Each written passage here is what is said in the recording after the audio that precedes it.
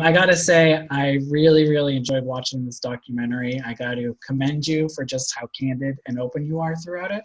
I think it's refreshing to see. Uh, Thank you. and I guess first off, was there anything that maybe you had second thoughts about including? Yeah, there were a lot. My wife, who's the main producer on the film, Christina, she kicked me out of the editing room because I was too close. It was too personal.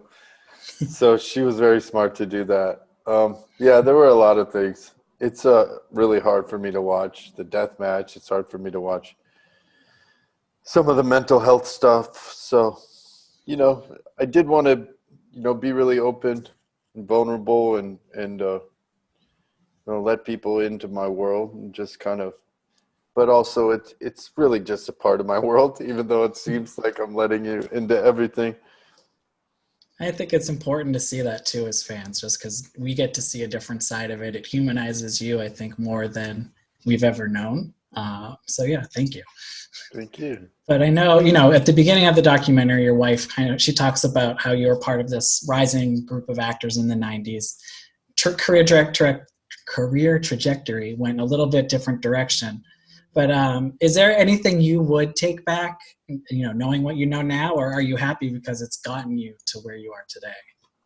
Yeah, exactly. I mean, I think mistakes in life are meant to be learned from.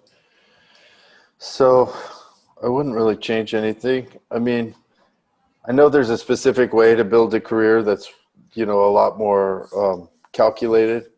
And if you want to do like really quality work on a certain level, you can do that. You just might not work for a couple years, which is Mm, really hard for me to do. I grew up with a father who was a working actor for 45 years and, really did everything in his power to act and feed the family. So we always had a mentality of more like, working just to continue working is a yeah. big aspect to pay your bills and support your family. So I don't know. I mean, it's really important when you sort of,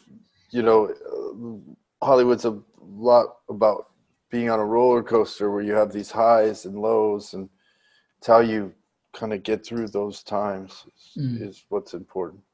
And I know at one point in the doc, you talk about the struggles of auditioning and, having 10 years of rejection, which I think is crazy because I think you are an extremely talented actor. Thank But, you.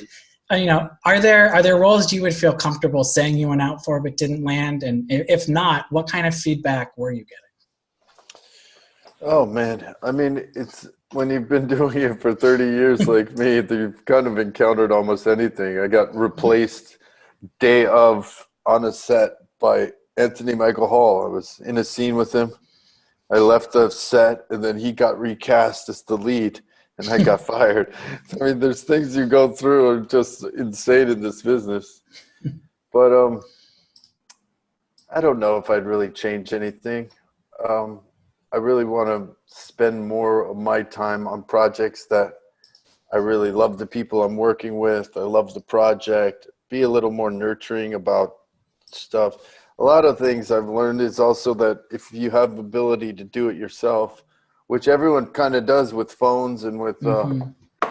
with editing equipment, you should, because you just shouldn't wait for anybody. That's what I've really learned. It's, Yeah. if you want to do anything in this world, you've got to do it yourself.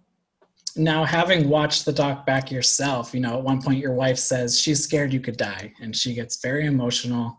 I imagine that's hard for you to watch. What goes through your head when you hear her say that, especially knowing you did have an incident where you were very well could have had a very bad outcome. Yeah, it's hard. I mean, I was learning a lesson in this film, and my lesson was to stop beating myself up. And my form of beating myself up, could kill me. So Mhm. um, I had to stop doing that. I had to stop doing things that were uh, abusive to myself.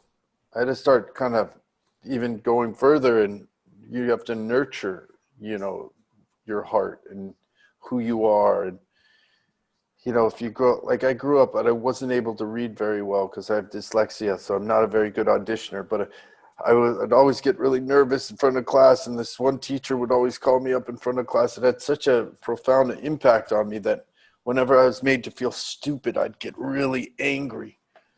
And that was just because I'd been telling myself for years that I'm dumb or whatever it is. And it's just not true. So once you stop telling yourself the lies that whatever's inside you tries to just throw you off, you start, having a better dialogue with yourself, and you start being able to not go down these really dark kind of sad, like, thought tornadoes that just don't lead to anything positive.